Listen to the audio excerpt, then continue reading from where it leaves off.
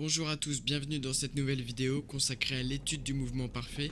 Nous nous étions arrêtés à la conclusion de la première partie. Je vous invite à la regarder si vous n'avez pas vu cette vidéo là, c'est la précédente. Aujourd'hui on va voir la transition critique qui va nous mener à la deuxième partie qui s'intitule où certains s'arrêtent sur une marche et d'autres la créent. Puis nous allons voir le premier point de cette deuxième partie, le mouvement parfait absolu avec un tiret entre le A et le B. C'est parti pour la transition critique.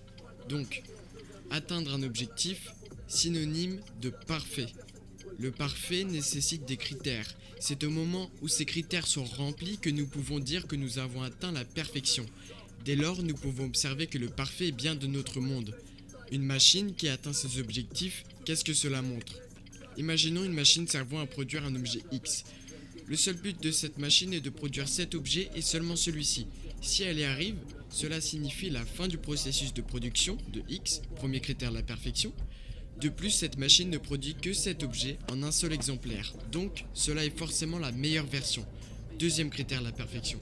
Même si la machine servait à produire en grande quantité X, ce sera toujours la même version car l'objet reste identique, que ce soit le premier produit ou le centième. La perfection existe, voyons comment la saisir. Nous allons introduire le concept de perfection absolue avec un tiret entre le A et le B. C'est important, on va voir pourquoi.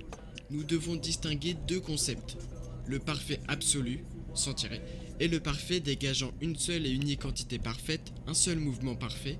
L'absolu est alors ce qui ne supporte aucune contradiction, aucune nuance. Les autres mouvements sont dans cette pensée indignes d'être vus comme parfaits. Donc, un mouvement absolu, c'est un mouvement X et pas un autre. Rappelons que ce mouvement parfait absolu n'existe pas. Je fais référence à la conclusion de la première partie. Puis nous avons ce nouveau concept, la perfection absolue, avec un tiret entre le A et le B. Outre le jeu de mots, le préfixe A signifie sans et ou pas. Le contraire, absolu, avec le tiret, est alors ce qui n'a pas d'absolu, comme le mouvement parfait. Sinon, nous ferions tous les mêmes œuvres, les mêmes mouvements.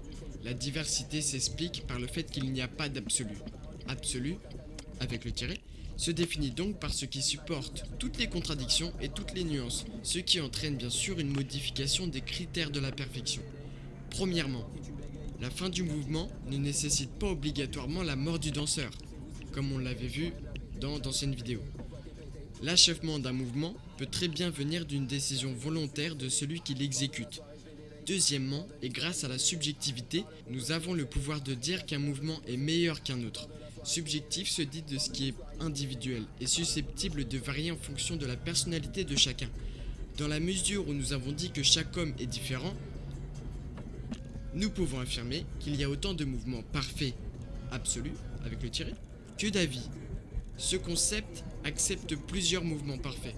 En effet, si les critères de la perfection sont modifiés, alors nous ne sommes pas obligés de choisir un seul mouvement et de le désigner comme parfait. Il peut y en avoir plusieurs.